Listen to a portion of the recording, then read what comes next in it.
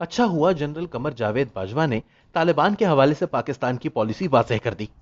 वैसे तो पॉलिसी साजी और इसके बारे में ऐलान वजीर आजम का काम है, लेकिन इनकी मसरूफियात शायद इतनी बढ़ गई हैं कि मगरबी सरहदों पर बनने वाली इस तूफानी कैफियत पर सोचने का शायद वक्त ना हो।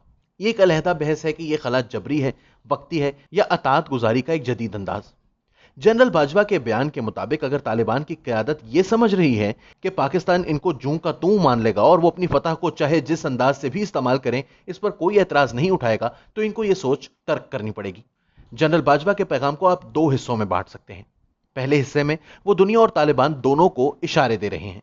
जब वो कहते हैं कि तालिबान को अपने वादे पूरे करने होंगे, तो वो वही मुहावरा इस्तेमाल कर रहे हैं जिस मुहावरे में ताकत के बैनुल अक़वामी मराकज़ तालिबान के सामने अपना मुतालबा रख रहे हैं। खवातीन के लिए यकसा मौके, अक़लियती नुमाइंदगान का तहफ़्फ़ुज़, खूरेज़ी से परहेज़, मुनशियात का खात्मा, असलहे की स्मगलिंग की रोकथाम। वैसे अगर सोचा जाए तो ये सब काम पाकिस्तान में भी करने की अशद ज़रूरत है।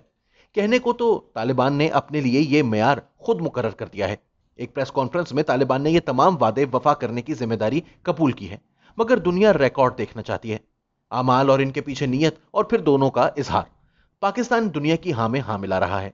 हमारे पॉलिसी साज इदारों ने पिछले तजर्बे से यह सीख लिया है कि तालिबान से खुसूसी मोहब्बत और इस पर बुनियाद करते हुए सफारतकारी कितने बड़े जंजाल का बायस बन सकती है।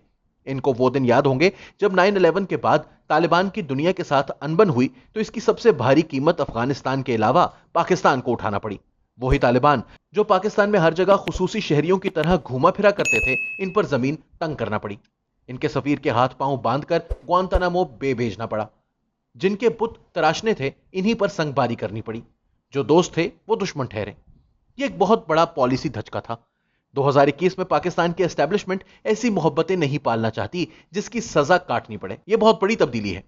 सेनेटर मुशाहिद हुसैन के बयान के मुताबिक पिछली मर्तबा तालिबान को एक कानूनी हुकूमत के तौर पर मानने का कदम उस वक्त के वजीर आजम नवाज शरीफ की मर्जी और इजाजत के बगैर लिया गया था।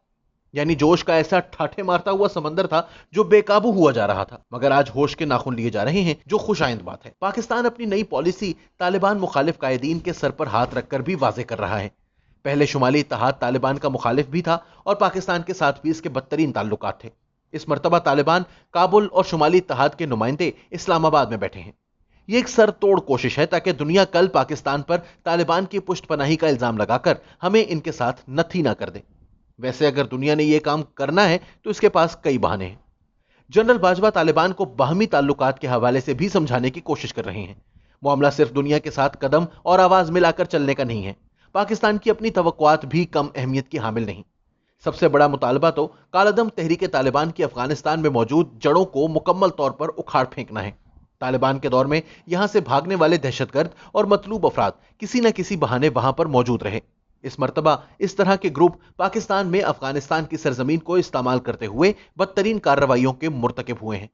तालिबान से पहले हम ये तमाम इल्जामात हिंदुस्तानी और अफगानिस्तान की इंटेलिजेंस एजेंसीज की सरपरस्ती और गठजोड़ के सर डाल देते थे। अब ना रॉ है ना एनडीएस, अब सिर्फ तालिबान हाकिम है। पाकिस्तान टीटीपी का मुकम्मल खात्मा चाहता है। यही मुतालबा अलहदगी पसंदों के बारे में भी है। इनकी कार्रवाइयां भी मुकम्मल तौर पर खत्म हो जानी चाहिए। मुनशियात और स्मगलिंग भी बाहमी ताल्लुकात के जुमरे में आते हैं। अगर इनको ना रोका गया या इनके कारोबार में इजाफा हुआ तो बाहमी ताल्लुकात खराब हो सकते हैं। इसके साथ सरहद की हद को तस्लीम करना तालिबान को आजादी से आने जाने की आदत सी हो गई है। इसको बरकरार नहीं रखा जा सकता। ना ही वहां से आए हुए मुहाजिरीन को पाकिस्तान अपने दरमियान बैनुल अक़वामी मदद के बगैर रहने की इजाजत दे सकता है। यह सब कुछ तालिबान को करना होगा। पाकिस्तान की तवक्को और मुतालबा यही है, मगर मसला यह है कि इन अहदाफ के हुसूल के लिए वसाइल, तंजीम और मुफाहमत चाहिए। तालिबान के पास असलहे के अंबार तो आए हैं, मगर जेबें खाली हैं। बिजली, तेल, तनख्वाहें और रियासती निज़ाम को चलाने के वसाइल फिलहाल मगरब के हाथ में हैं। तालिबान के नीचे अफगानिस्तान बुरी तरह बटा हुआ है। अभी तो यह भी तय नहीं हुआ कि अफगानिस्तान का झंडा सहरंगा है या तालिबान वाला। अगर तालिबान ये सब कुछ ना कर पाए तो फिर क्या होगा?